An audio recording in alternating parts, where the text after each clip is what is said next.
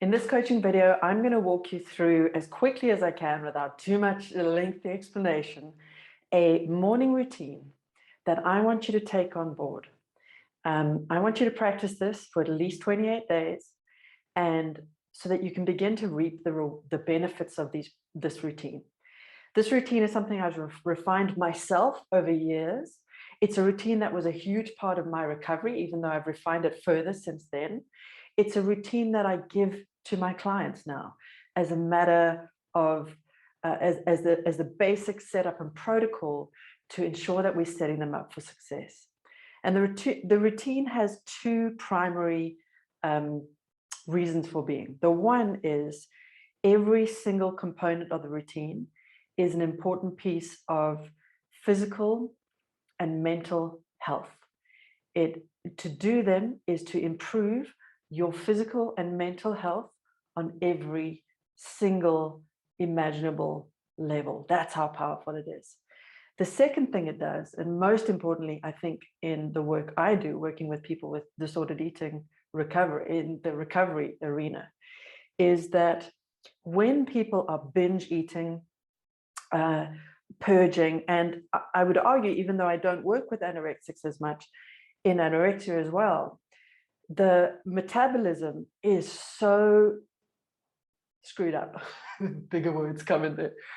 Our hormones go out of whack. Our ability to manufacture energy is messed up. And how does one then take on all the challenges of recovery if you're already in a state of metabolic disarray, your energy is low, and just your basic health markers are not in place? So this routine is nothing super new. We haven't included the latest and greatest technology on something. No, this is actually just basics. And it's so simple and kind of so non-sexy that you might be quick to just be like, it's okay if I don't really do it today. Do it. I've learned that this is kind of my no matter what thing, my minimum effective dose. Every now and again, I skip my morning routine. But I would say 98% of my days, I'm doing it. And the days when I don't, I've made it a very conscious decision why. And it might be because I have something else I want to let it go for, like spending joyful time with my family or lying in bed with my husband or whatever it might be. But otherwise I do it.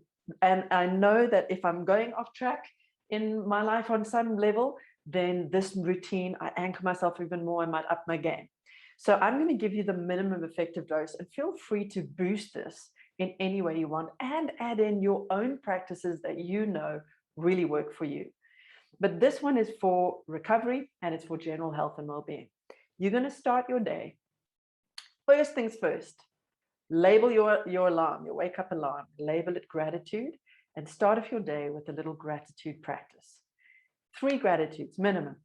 You can lie in bed, you can get up during your meditation, however you want to do it. But the first thing you do when you wake up every day, and I want you to encode this so religiously that it becomes something that you can't not do because you've done it so much, is you wake up, and as that alarm goes off, it triggers the response. And the response is going to be to just think of 3 things that you're grateful for, and really get in there, feel the gratitude, feel the joy of those things in your life right now that you're deeply grateful for.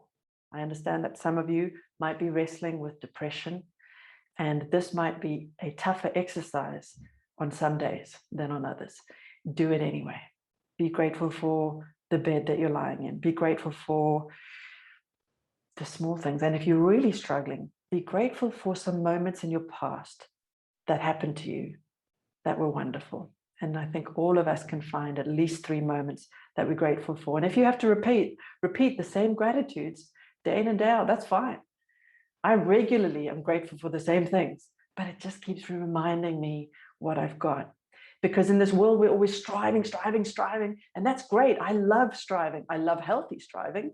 Perfectionism, different story, but I love healthy striving. And I think it's important to both be anchored in the present, and that's what this gratitude practice does, and excited and driven about a better future. I think it's good to be both, and the balance can be tricky, but that is where the magic happens. So this gratitude practice is going to at least tick off that piece of your day, because in recovery, we have to get excited about the future we want without the binging, without the purging, without the restriction. And that's a huge piece of recovery. You're going to be working on that big time. But this is your time in the day to bring yourself to center, boost all your serotonin, all that lovely hormone, and neurotransmitter, it's both, of contentment, and bring yourself into that deep space of gratitude. And if you're running short of time, you just quickly come up with 3 things and then you move on with your day. So that's the first thing you're going to do. The second step is optional. It's only for those of you who enjoy caffeine. There's a number of different ways to get it, whether it's green tea or coffee or however it is, but have your caffeine next. A cup of coffee, if you enjoy coffee, and I want you to, as best you can, is not add anything to it. No honey, no sugar, no milk, no nothing, just straight. There's a reason for that. I will go into that in another video, but just have a little bit of caffeine if you enjoy caffeine. If you don't like it and you're not into it, please don't start now. It's all fine. You'll be fine without it. But if you do enjoy caffeine, I want you to have it here. So you're going to do your gratitude. You go straight into your cup of coffee. And then straight after that, you're going to do a minimum of 10 minutes, maximum of 40. And I'm really putting a cap on the maximum for those exercise addicts out there, of low intensity, low, low, easy peasy, lemon squeezy exercise. So for those of you who have heart rate monitors and you do not need one, this is no higher than zone 2. For those of you who don't know what that is, it's 180 minus your age. So I'm 43, which means my zone 2 maximum is 137. So I don't let my heart rate go higher than 137, which means it's an easy yoga session. It might be some nice stretching exercises that I've done. Maybe it's a nice walk, a very gentle cycle, and at best, an easy jog. It is incredibly hard to keep your heart rate low when you start running. So another way to gauge this, if you don't have a heart rate monitor, is it an exercise? A, you must enjoy it. I didn't add that in. Please do. Please make it something you like. And can you still talk while you're doing it? There's a bit of effort being exerted, yes, but you want to be able to have a conversation. If you know that you'd be struggling to have a conversation, you're going too hard, bring it back. That's the first thing you're going to do. That's the third thing you're going to do. 10 minutes minimum. Now, most people have 10 minutes. If you don't, okay, pick this up when you can. 40 minutes is your max.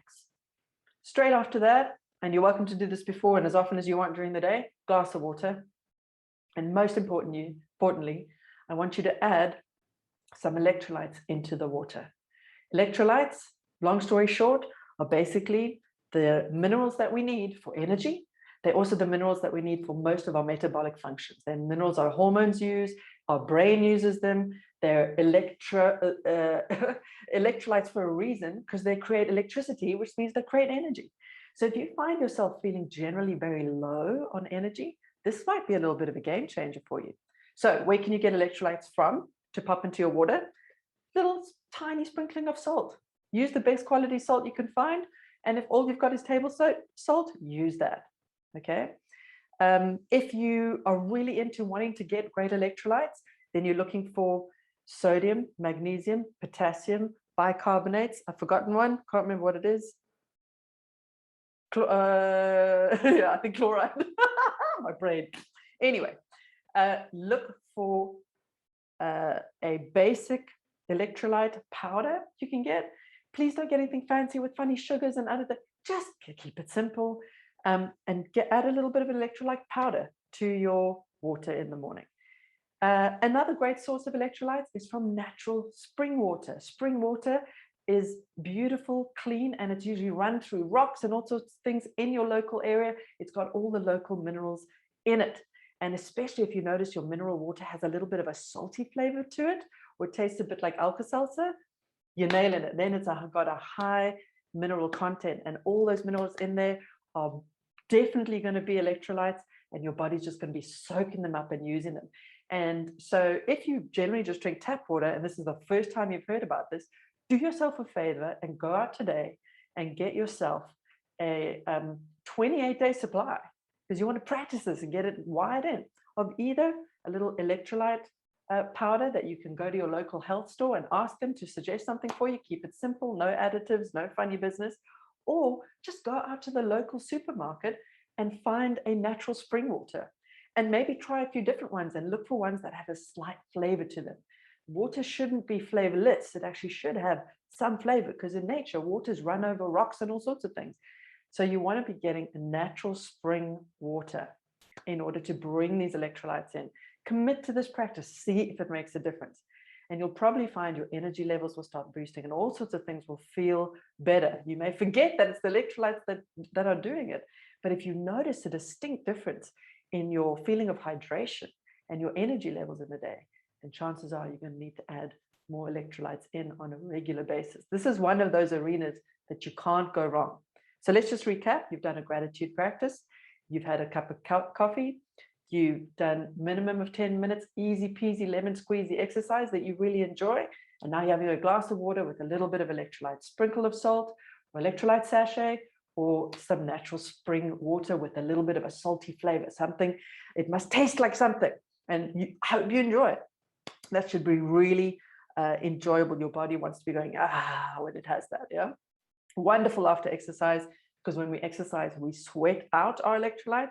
So you're literally replacing them. And for those of you who've been on the binge purge cycle, heaven forbid, if you're purging through vomiting, this practice is even more important because your electrolytes are going to be all over the show. If you've been purging by over-exercising or laxative abuse, same story. So make sure you don't skip this piece. Simple things can make a big difference. Water, electrolytes, simple, okay? Next up, social connection. This is a fundamental law of health, and we kind of underestimate how powerful social connection is for our mental and physical well-being. And I'm not asking you to send a love letter to everybody you know and spend 20 minutes, giving your best mate a hug. What I'm asking you to do is just when you finish your glass of water, find somebody, tell them you love them. Send somebody a WhatsApp, just a little emoji. I'm thinking of you today. Sending love, whatever, however you do it. Real world connection is ideal, but if you can't get that, then by all means, use the social media. What a pleasure. It's out there. Let's use it for our advantage, okay?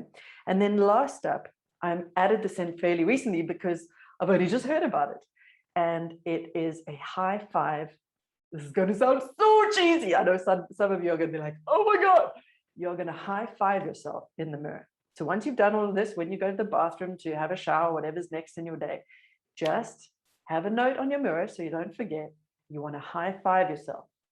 If you want to throw in I'm a badass and I'm amazing and I'm going to kick this habit, do that. There's a lot of science behind why this works, but particularly for people who are struggling with disordered eating, so many of whom have come from a place of body dysmorphia, self-loathing, or at least, very least, the shame of struggle, the shame of not being able to do something like just eat normally that everybody else seems to do without a problem. These daily high fives, looking at yourself in the mirror, don't skip this, and just saying, just doing that, you're going to feel stupid. You're going to feel like a complete idiot doing this. It doesn't matter. This is something I've just heard about. I think it's absolutely brilliant. I'm asking all of my clients to do it because I immediately got the power of it. It's called the High Five Habit. Look up Mel Robbins. And by all means, get the book, get involved, find out more about it. And if you don't care, just do it. It's going to take you 2 seconds. On a bad day, do it anyway. On a good day, add in a woohoo, I'm a rock star.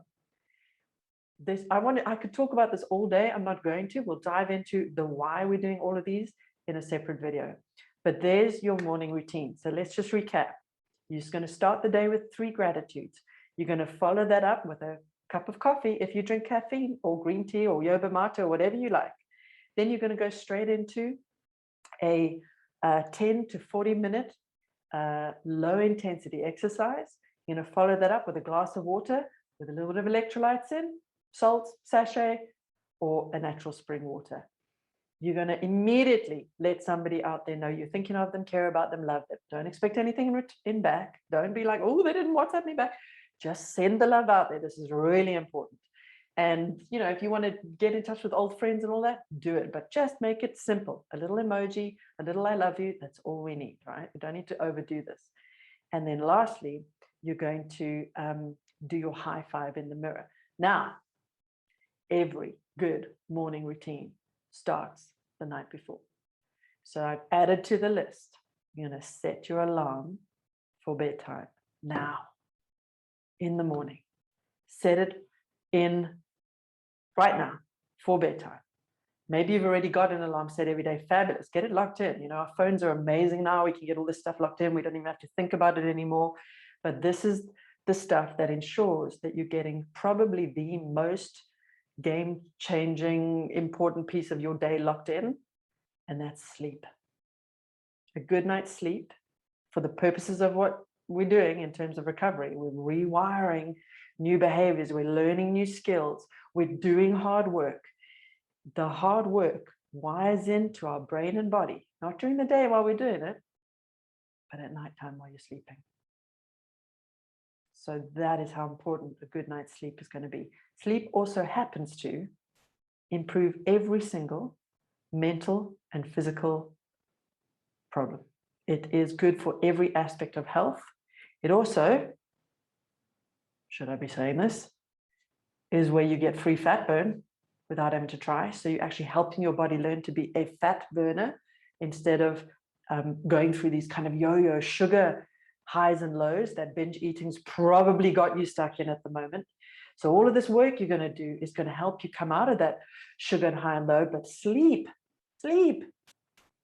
is the easiest thing. You don't even have to try. You're just sleeping. So lock it in now. Lock it in now. Make that a priority. If nothing else, make your sleep a priority. There's one thing I know for sure, is a lot of binge urges are triggered by exhaustion. And if you can knock that off, you're just not going to have those binge urges come trip you up. It's just like learning how to feed your body again. Once you're getting the body nourished and regularly, and you're getting sleep and you're getting water, you've already eliminated a whole list of causes for binge urges. So this routine, as simple as it sounds, so powerful. Okay, so do yourself a favor and commit to practicing that every day for 28 days. It's going to become so normal that it'll feel weird if you don't do it. And you can make this as quick and impactful as possible. Now, a question I always get is, what about other exercise, Helen? What about my strength training or my cardio or my ballet or whatever? That's fine. Do it. Absolutely. Include it in your morning routine. But do these things first as a priority.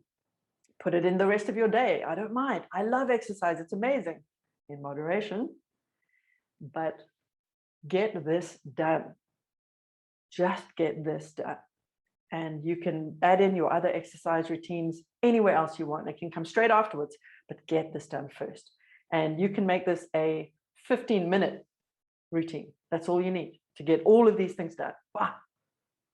Gratitude, caffeine, 10 minutes of low intensity, water and electrolytes, social connection, setting an alarm for bedtime, and high-fiving yourself in the mirror. These are quick things to do. This is a no excuses. You want recovery, you start committing to this. You find a way to fit this into your day.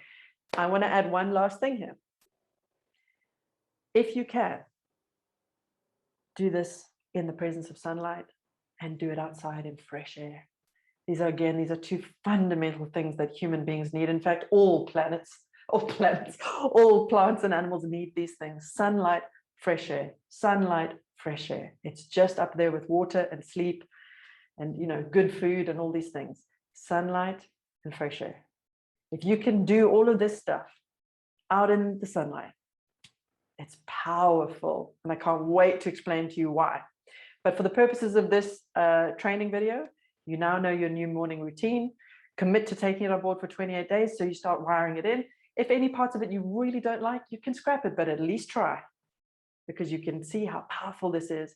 And this could be the difference between you being able to easily get through binge urges today, or for you giving you the energy to be able to notice what's tripping you up and what your urges are coming from and how to eliminate them and all the work that needs to be done going forward. This routine can be the difference between setting yourself up for success and making things really easy for yourself and eliminating unnecessary binge urges or not. So you get to choose.